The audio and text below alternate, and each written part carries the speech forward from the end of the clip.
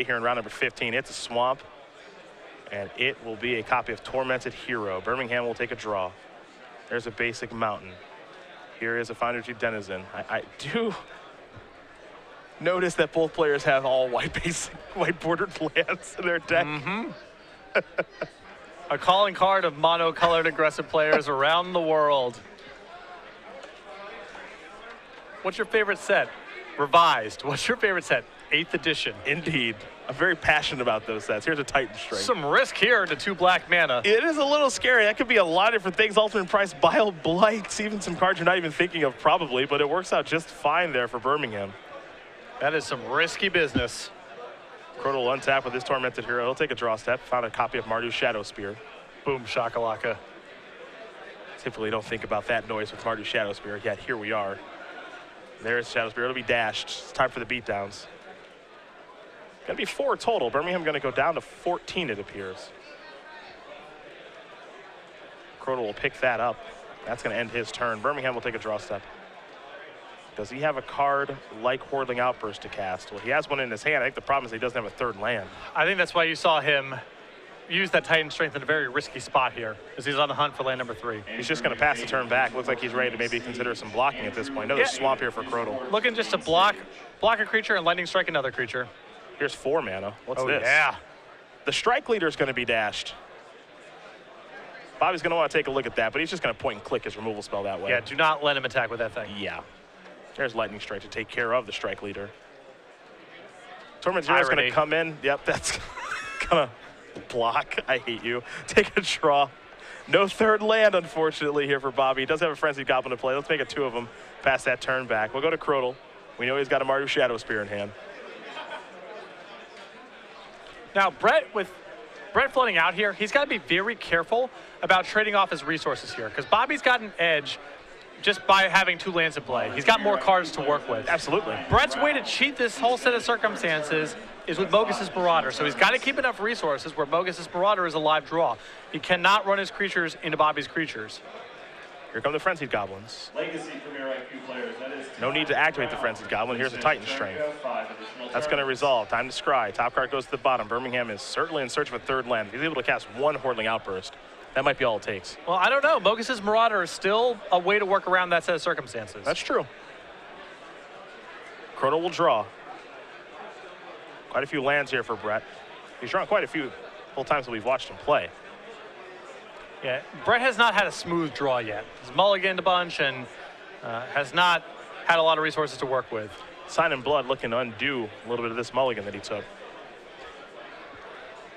He's down to 9. Might be time for the Shadow Spear yet again. We'll see. Here come the beatdowns. Bloodshow Champion isn't particularly good at blocking, so won't surprise you to see it attack. Here's another one. Now there's Shadow Spear. Pass the turn back. Birmingham will draw a card. There's a mountain. Here's a Hordeling Outburst. You cast that very quickly. 3 goblins on the way.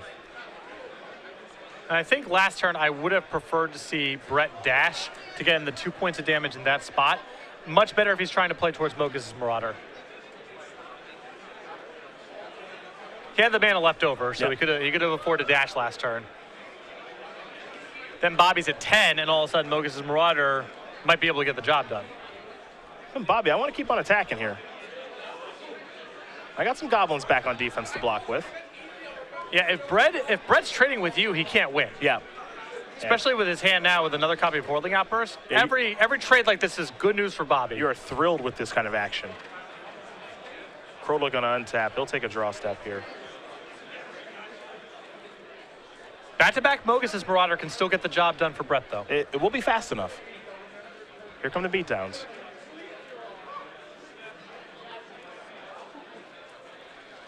See, if I'm Bobby here, because again, and we talked about this the last time we watched Brett play, I don't really know what I'm playing yet, so I'm like a little scared. But like, I don't know if you have Grey Merchant in your deck or something like that. I would consider blocking. I don't know if I would. The problem is it's so crappy to block the Bloodsoaked Champions because they just come right back. If it was any other creature in the deck, I agree with you. Here's a land. There's a Hordeling Outburst. 3 more goblins on the way. Might be Obelisk of Erd time. 5 and 6. There is Oblast. Goblins are going to get +2/+2 now. Little attack with 1. There's still some draws here. Blight still works. Yep. And depending on what Brett's sandbagging, Mogis' Marauder might work as well. Yeah, if there's a dash creature involved. Yep. Krodel will draw. Heck, double Mogis Marauder will get the job done right now. I'm telling you, you would not believe the jams that card can get you out of when you're playing a deck like this. There's a copy of Ultimate Price. It's been another problem we've had Brett on camera. He's had his Ultimate Prices against Obs on aggro and against the Goblin deck. There's a Shadow Spear. Does only, excuse me, it's a Strike Leader. Here's an attack, here's an attack, here's an attack. But it's not going to be a lethal attack, unfortunately. And what's awkward about this is there was that turn where you had the ability to dash. Yes. Where that would have actually gotten the job done. Bobby's going to end this game at 1, but 1, as we know, is not none. And now all these creatures will have the opportunity to attack. And Bobby doesn't have to worry about too much at this point. He's got a million large creatures in play and Krodel at 5. So Francis Goblin will make it so that token can't block. And now he's going to attack with plenty of creatures to get the job done. So you do have to wonder if Krodel goes back and watches this game at some point. Maybe he missed a point of damage there with that Mardu Shadow Spear. Maybe he could have won this one. Yeah, it wasn't even about the math in that particular spot. To me, it was more of an issue of you probably have to win with Mogis' Marauder. And the more that you're dashing, the more likely you are to be able to set up a lethal Mogis' Marauder. As it turns out, Brett drew a different card that would have allowed him to attack for exactly lethal there had he gotten in 1 point of damage somewhere else down the line. Well, we will take a look at the sideboard here for both players, and we will start with the mono black deck there from Brett Krodel. A download pack, 4 copies of Thoughtseize, a Virulent Plague, 2 Duress, 3 Self-Inflicted Wound, 4 Master of Feast. Really like the Virulent Plague here. It's about perfect. 4 copies of Master of Feast is made for this kind of matchup. Not an easy thing for red decks to kill, not an easy thing for red decks to block. I think the 2 copies of Duress are reasonable in this matchup too, because Bobby's on a Goblin build with Dragon Fodder, Whirling Outburst, the Obelisk. There's more Duressable cards in this deck than there is in the typical mono red deck. On the other side of things here for Bobby Birmingham, pretty straightforward sideboard. He's got 4 Eidolon, the Great Revel, 4 Searing Blood, a couple copies here of Scouring Sands, a Hall of Triumph too. So Searing Blood, I think, is the big one. Yeah, Scouring Sand seems great. Searing Blood is awesome here, and I think the Hall of Triumph is very good in a matchup where you're playing against removal spells and attacking and blocking matters and other. It's basically small creature matchups. He's also got 4 copies of Roast. Any interest in that card? Yeah, sure. Okay. I think that Bobby's edge here is Whirling Outburst and Dragon Fodder. They will often be 2-for-1s and 3-for-1s because of the nature of Brett's cards. Because of that, I think Bobby should feel comfortable playing the control deck in the matchup. If he trades off a bunch and has a lot of removal spells, even if it takes him a little bit longer, he should be favored in later games. Okay. You see both players going to sideboard up here and get ready to go. What you won't find in this matchup are any Angel tokens. So Ali Antrazi, we can't use you after your Season 2 Invitational win in Columbus a couple of weeks ago. But we love you nonetheless. We'll see you at the Players' Championship, and you can get this beautiful Angel all during Season 3. Yeah, congratulations to Ali Antrazi, featured here with his son Aiden, Angel token. A lot of applications across a variety of formats, and you can get this token in a variety of ways, signing up for any Open Series event, Season 3, playing in any of the Premier IQs, and not just the ones that we have at the Opens, but also ones at your local store. And any order on the Star City Games website in excess of $5 will come with this token. A lot of people were bringing up cards yesterday during the broadcast that make an Angel token. I think the biggest one that people may have thought that we forgot about, Moonsliver Spear. Premium card from Avacyn Restored. Excuse you folks, we didn't forget about the Spear, okay? No, we didn't forget. Just because it's really not good doesn't mean we forgot about it. I have a lot of knowledge about cards that are not very good. You often talk about good cards, for me knowing about old cards and you knowing about new cards. Yep. And that is true to a point. I think where it's more pronounced is my knowledge of bad cards versus your knowledge of good cards. I know some pretty bad ones, okay? There's the Spear right there. Well, it's not great. No. It's not the worst thing I've ever seen, but it's not great. Now, Decree of Justice, now that's a Magic card. This card's certainly powerful once it gets going. It's just hard to get it going. Boom. This was a card, man. Oh, this was a card, yes. Remember Grand Prix Detroit? Oh boy, I want to say 03. 03 sounds right. I want to say 03 that Bob Maher won. height of Eugene Harvey's power. Yeah. I believe Josh Ravitz, that was his first Grand Prix top 8. I think so as well. That was when Slideless Slide was a really good deck. It was just a Lightning Rift deck.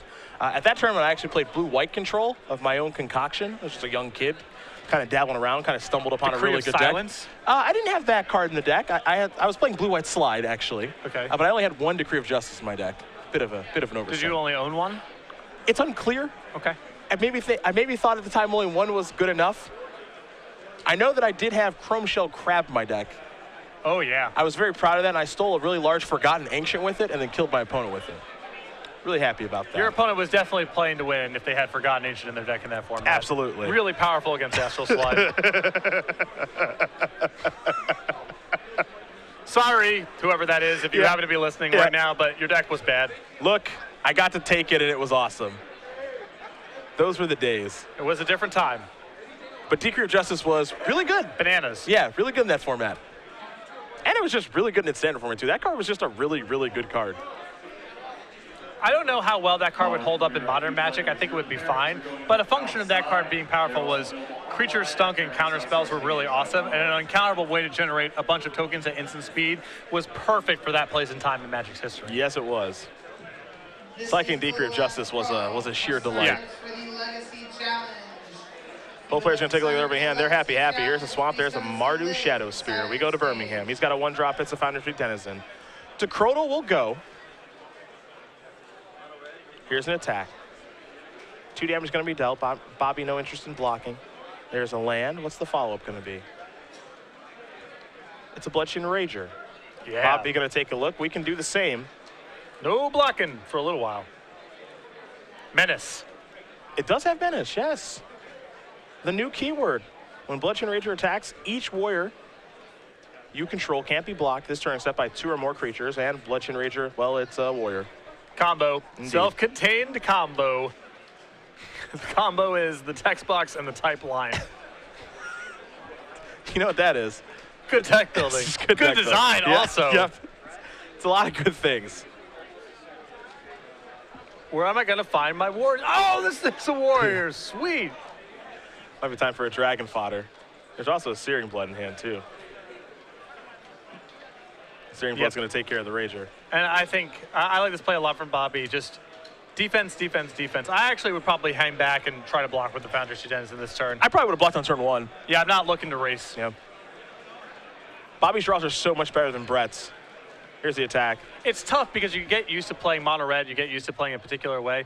This is the first matchup that Bobby's played all day, I'm sure, where he has an advantage in power level. His cards are better than Brett's, and he should be playing a little bit more defense, I think.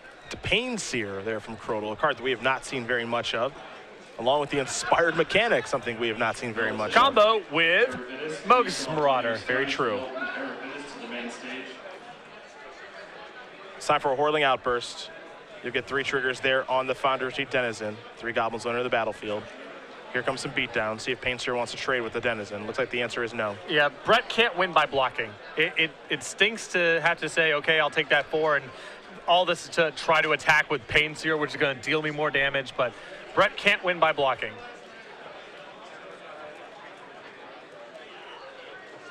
Looks like it's time for a Duress. Obelisk Verd, 2 Goblin Rabble Masters, and a Dragon Fodder. I think he has to take Obelisk Verd, but he's in trouble anyway. Yep, I mean, all those spells represent 1 spell a turn, and Obelisk is a way of doing 2 spells in a turn. It's also very powerful in this spot. There is a Swamp. Let's see what the follow-up is here for Krodel. It's a Mogus Marauder. That'll allow for a bunch of damage to come across here, and we might get a Pain Seer activation next turn, but I don't know if it's going to be enough. Here come the beatdowns. Pain Seer going to come 2. Total 6. But listen, he's got to keep attacking. You find one of your 2 power creatures and another Mogus Marauder between your Pain Seer and your draw step. Boom. You go to game 3. Birmingham down to 10. Krodel at 12. Birmingham does have 2 Rabble Masters in hand. And Mogus' Marauder is the cause for pause. Now Bobby knows that Brett can work his way out of spots like this. Thing is you can't really do anything about Mogus' Marauder, so you just have to keep bringing the pedal to the metal. Yes, he's just got to put as much power to play and attack for as much as possible. Yeah. So in this turn, for example, I actually like casting Rebel Master if you can. Yep. And all this really goes back to Bobby electing not to block early on in the game with the Foundry Denizen. I know the Foundry Denizen has done a lot of damage, but you see Bobby's hand is so powerful. If Bobby loses the game, it's likely to be with spells left in his hand that he never got a chance to deploy. Pretty healthy attack there. See what Krodel's able to draw. It's a copy of Sign in Blood, not exactly what the doctor ordered. Now he'll draw a card.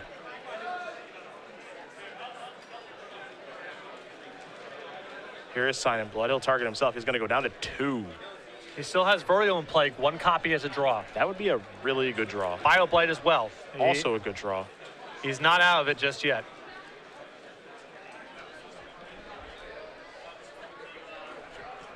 That's a swamp.